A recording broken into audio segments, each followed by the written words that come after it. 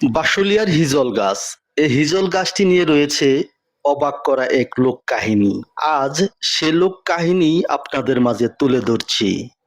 প্রিয় ভালোবাসার বন্ধুগণ, টাঙ্গাইল টাইমস 24.com এর পক্ষ থেকে বর্ষাকালীন শুভেচ্ছা জানাচ্ছি আমি মোহাম্মদ আবুল কাশেম। সম্পূর্ণ ভিডিওটির সাথেই থাকুন, আর কি সে লোক কাহিনী রয়েছে তা শুনুন। বাসাইল বাজার থেকে নলওয়ার দিকে প্রায় 3 কিলোমিটার এগুলেই চাপড়া বিল।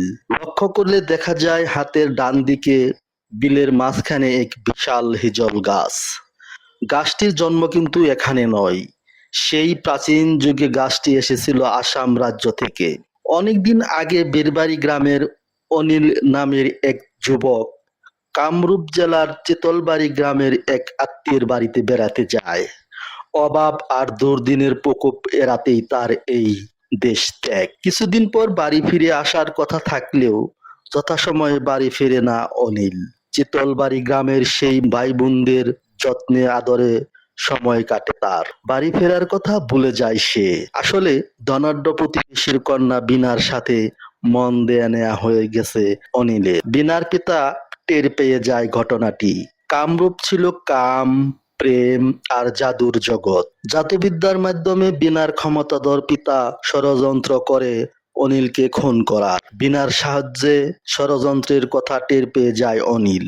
এক গুণিন জাদুকরের সাহায্য চায় অনিল। গুণিন জাদুকর জানতে পারে বিনার বাবার পরিকল্পনার কথা। টের পেয়ে জাদুকর অনিলকে পরামর্শ দেয় গভীর রাতে বিনাকে নিয়ে তাদের বাড়ির হিজল গাছে উঠে বসতে।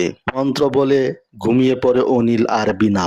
দীর্ঘ ঘুম থেকে জেগে তারা নিজেদের আবিষ্কার করে চাপড়া বিলের হিজল গাছে। জাদু মন্ত্রের জুড়ে তারা হিজল গাছ সহ উড়ে এসেছে কামরূপ থেকে। ভোরে গাছ থেকে নেমে প্রেমিক প্রেমিকা চলে যায় বাড়িতে।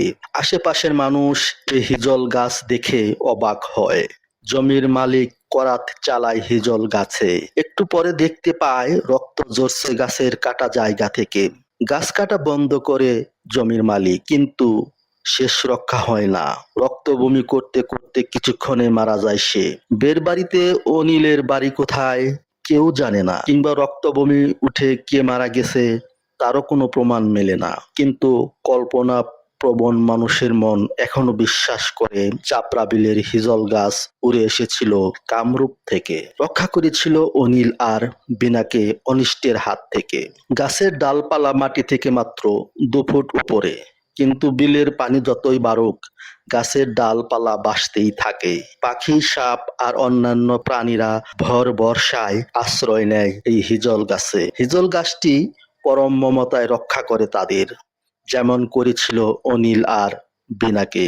ধর্মপ্রাণ হিন্দুরা গাছে পূজা দেয়, অন্যেরা গাছটিকে সমীহ করে। 1996 সালের মিরিকপুরের ভয়াবহ ঝড়ে এর ডালপালা ভেঙেছিল কয়েকটি। ভরা বর্ষায় এখনো মানুষ দেখতে পায় চাপড়া বিলের হিজল গাছ জলে ভাসছে। প্রিয় ভালোবাসার বন্ধুগণ, হিজল গাছের এই লোক কাহিনী আসলে সত্য কিনা এখনো জানি না, তবে কাহিনীটি বাসাইল নামের উপজেলা এই বই থেকেই এই গল্পটি সংগ্রহ করা হয়েছে। আবারও টাঙ্গাইল টাইমস 24.com এর পক্ষ থেকে শুভেচ্ছা জানিয়ে শেষ করছি।